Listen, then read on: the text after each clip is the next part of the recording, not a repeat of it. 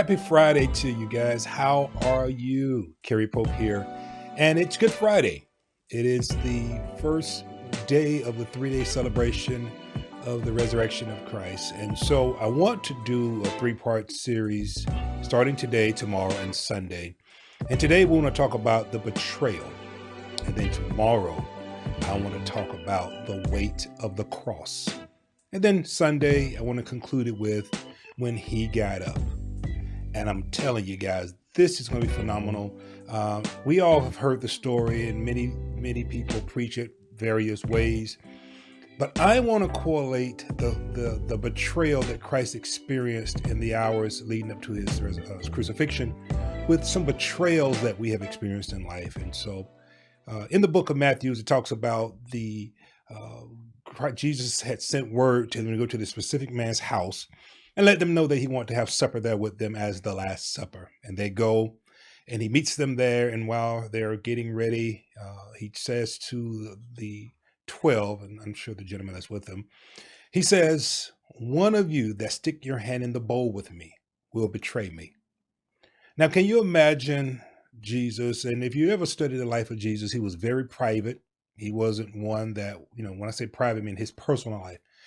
You mostly read of him doing healings and miracles. You read of him teaching the multitudes. You read of him in giving his disciples insight and really grooming them. But then if you really pay attention to the life of Jesus, he did a lot of life secluded away from everyone. And so now he's getting ready to be offered up. It's almost that time for the prophecy to be fulfilled. And he talks about that. And the 12 disciples that he has, right? He chose each one of them individually, which means each one played a part in his life. And as we lead up to the time of the betrayal, Judas had already worked out a deal for 30 pieces of silver to betray Christ. And as we study the life of Judas, he basically was brought in. Didn't say much about what he was when he was with, the 12. This is mainly his spotlight as the betrayer. And Jesus said in the Matthew, he says, "It would be better that you had not been born than to have betrayed the Son of Man," which is the Son of God here. And what is interesting is each disciple hearing that one of them is the betrayer, I'm sure started pondering in their minds, is it me? Because they ask, is it I? Now, how many of you have ever been upset and in your venting, you said something to someone about an individual that, you were not betraying them, but you were basically venting and getting something off of your chest that made you upset about that individual. But the person that you may have said something to didn't have the person's best interest at heart that you're talking about. Which means that it's possible that some things that you have said can be seen or taken as betrayal when someone says, someone in this room is going to betray me. I mean, think about it. How many times have we said things in the heat of anger, in the moment of frustration, that, hey, let's keep it real, was true, but we may have said it to the wrong person who already had ill intent against the one that we're talking about. Why is that important? Because as the disciple were all trying to come to the conclusion of, is it I? They had to do a self-evaluation of some things they may have said to some individuals who may have wanted Christ dead. So, could you imagine all of the soul searching, all of the reminiscing that they were all doing? And could you imagine, because they've seen Christ, they know Jesus when he said it, it's good, it's gold, it's going to happen. So somebody in this room that has put their hands in the bowl. So let's talk about the significance of the bowl. In a principle perspective, the bowl is you put your hands in my life. You put your hands in the things that I do in life. So with that being said, you've been with me on retreats. You've been with me behind the scenes. You've been with me when I go ministering. You've seen me on a good day. You've been with me. And let's just say Rebecca and I had an argument. You were with me behind the scenes to see it. But as a person who's assigned to someone of position, your job is also to be a peacekeeper and a protector.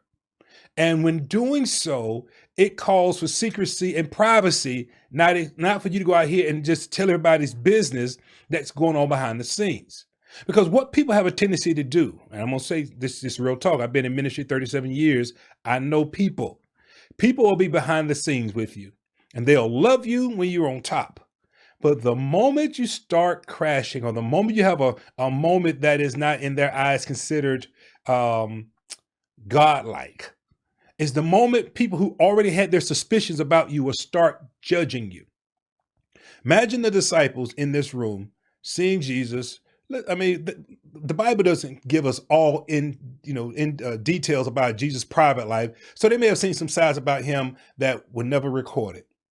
Good example, when he went into the temple and whipped them out for gambling, I'm sure he didn't go in there and say, "Oh, God bless you, leave the temple." No, he whooped some tail. And I'm pretty sure in doing so, some were like, "Oh my God, this is Jesus. This is what we do." Whereas others were saying, "Yeah, I got him. I'm not going to expose how he did it. We're just going to say he whipped them out of the temple because they was in there doing things that were not just." Okay. In other words, people that are in your inner circle, it calls for maturity to be in the inner circle. Jesus had multitudes. Jesus had 12 disciples. Jesus had 3 when he went to the Gethsemane to pray. And then he had himself when he had to pray to God alone. Why is that significant? Because there are people that are fans. That's just all they are. And then there's people that are close to you that works within your inner circle, or your group rather. Then you have the inner circle of those that are more private than the group. And then you have some things that only go between you and God. So here we have the betrayers.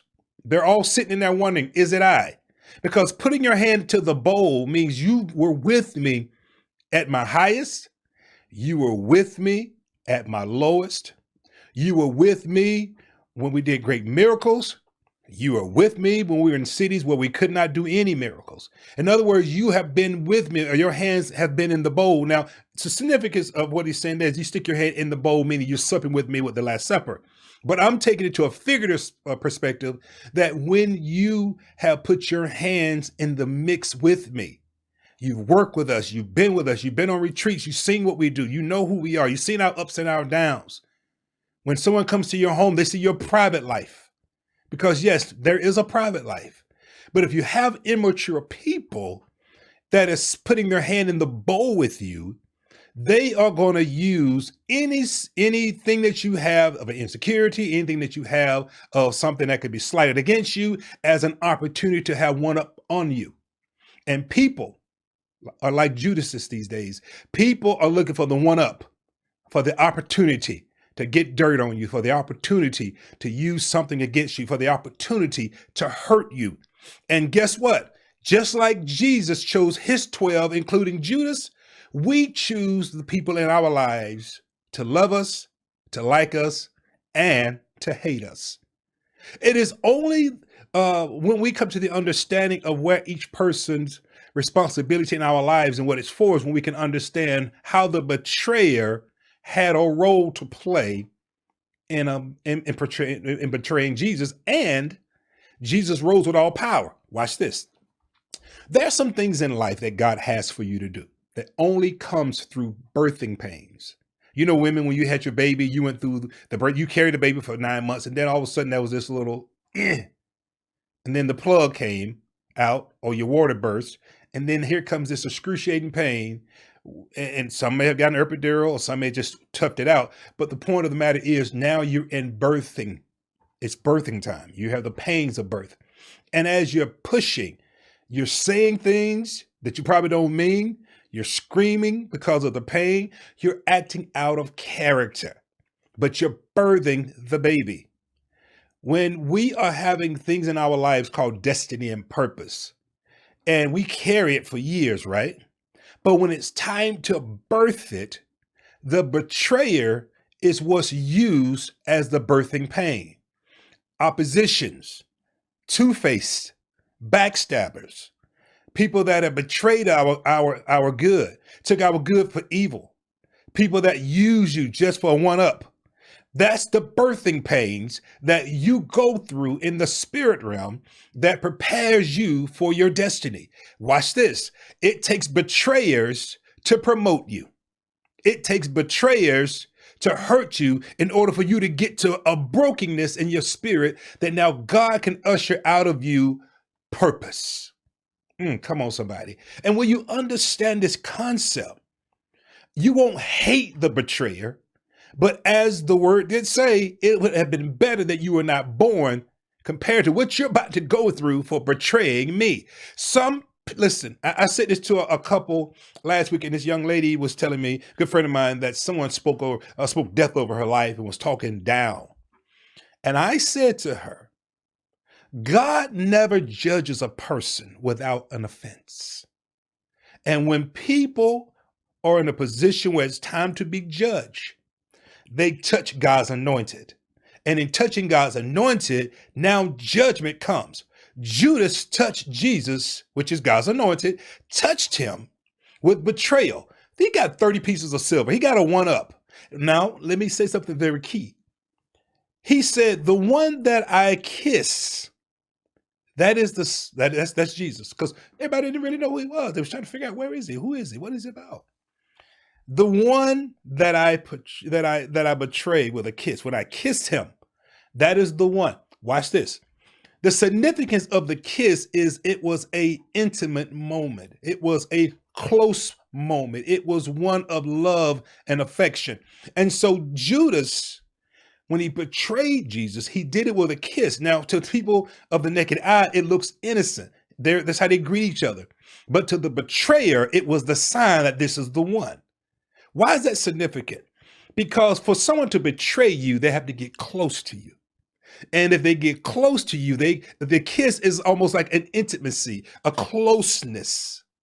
And you can't worry about people that don't know you to betraying you. They don't have nothing but hearsay. But it's the ones that have been in your inner circle, the ones that know you, the ones, again, that have seen the ups and downs, that has some dirt, quote unquote, they call it, that they can use to betray you with. So the kiss is an intimate connection. The betrayal comes from someone close. That's why you better know who's in your corner, and you better know who really has your back. Jesus, having ministered to who knows how many people over the years, feeding 5,000 with 2 fish and 5 loaves of bread, actually more than that, because, including the women and the children, this is the men. But then you look at how he went and the miracles and raising the dead and just all the miracles that talks about, right? And here's another betrayal, is that when it was time to betray Jesus, right? The people, when they got him, let's talk about Peter first, and we're gonna get to the people. Peter was there, and back to the Last Supper, and they all stick their hands in. No, it's not you. No, it's not you. No, it's not you. Judas says, "Is it me?" And Jesus said, "You said so. You say so." In other words, with the words of your own lips, you have condemned and exposed yourself. If you be quiet long enough, if you pay attention, the Judas in your count will show his hand. But when he show it, you can't give him the benefit of the doubt. You have to look at him and say, "You are the one. You said it, not me." Why is that important? Because Peter also asked the question, but Jesus had a different story for Peter. He told Peter, "You're not going to betray me, but you're going to deny me."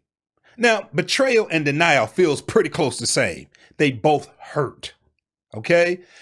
Jesus loved his disciples, fed them, he imparted it to them, and now here it is, Judas will betray him with a kiss, but Peter denied him 3 times by saying, "I don't know the man." Which one you think hurt worse? When you're broken, they both hurt. Because here it is, Peter, who's going to be the successor, right? Was on the Mount of Transfiguration. He was in the boat and walked on the water. He was the one that was there when they say, who do people say that I am? And he says, they answer, and Jesus said, "Flesh and blood had not revealed this to you, but the Spirit." So Peter had some weight when it came to the succession plan of Jesus. But the problem was Peter had a lot of pride and a lot of anger. And so when Jesus said to him, "You will have denied me 3 times before the rooster crows," and Peter like, "No way."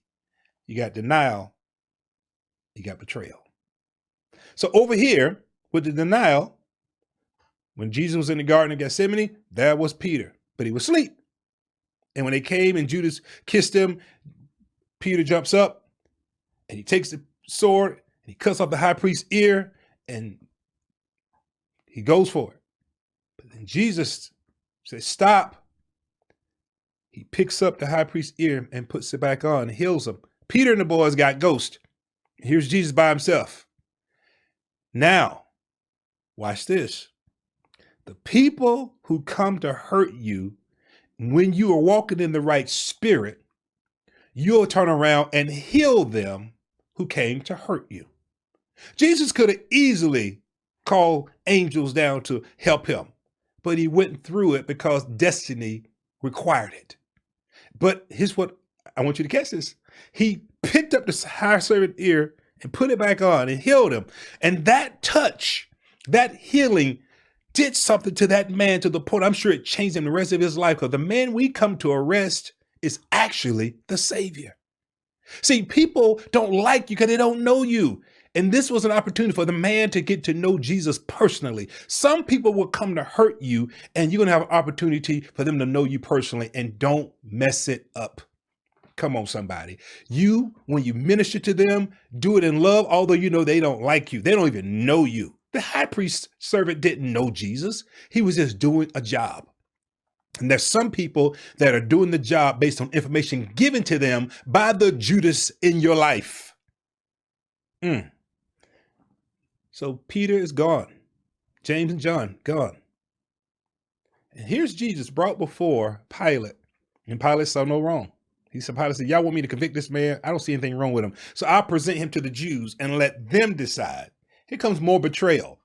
Why is this betrayal? Because the very people I fed, the very people God used me to heal, the very people God had me to perform miracles for, signs and wonders, now I am being compared to Barabbas, the gentleman, or not a gentleman, the criminal, who's a professional criminal who has just tormented the people.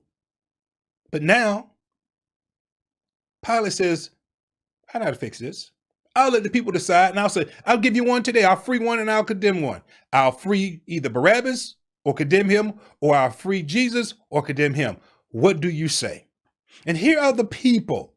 And could you imagine Jesus sitting here watching people that he's healed and ministered to and loved now say, "Give us Jesus. Give us Barabbas. You keep Jesus. Crucify him. Give us Barabbas." You're basically saying, give me the criminal to free and take the innocent man and convict. Again, there's purpose and destiny in action. Could you imagine Jesus' mindset? Because let me say something to you. Not only were they about to break his body, but they're going to break his mind. They're going to break his emotions. They're going to break his spirit. And he's sitting here watching people that he healed from the sick, people that he raised from the dead, people that he fed when they didn't have nothing to feed, nothing to eat, people that he ministered to when everybody else turned them away. And now they're all screaming, "Give us Barabbas, keep Jesus." And you know how that had to make him feel? More betrayal, more hurt, more damnation in my soul to people. But because of purpose, because of destiny, he took it and he was thrown in jail. And I'll finish this story tomorrow about the weight of the cross. So to sum this up, when you deal with betrayal, deal with it understanding that it's part of your destiny. Deal with it by understanding that the ones that betray you are usually the one that we choose to allow in our lives. And we need to understand the higher you go, the smaller your circle gets. We see that with Jesus. He was doing the multitude. He then had the 12. He then had the 3. And then he was by himself. You got to understand the concept. Because here's the thing as I close. when you understand that betrayal has to come in order to fuel what's needed to reach your destiny. You got to get rid of your ego. You got to kill the pride. And you got to understand that this is a birthing pain that is a necessity to birth my destiny. All right? So God bless you. We're going to talk tomorrow about Peter denying him 3 times, which he did, and the rooster did crow. And we're going to talk about the weight of the cross. God bless you. Have a happy Friday, and I will see you tomorrow. Be blessed.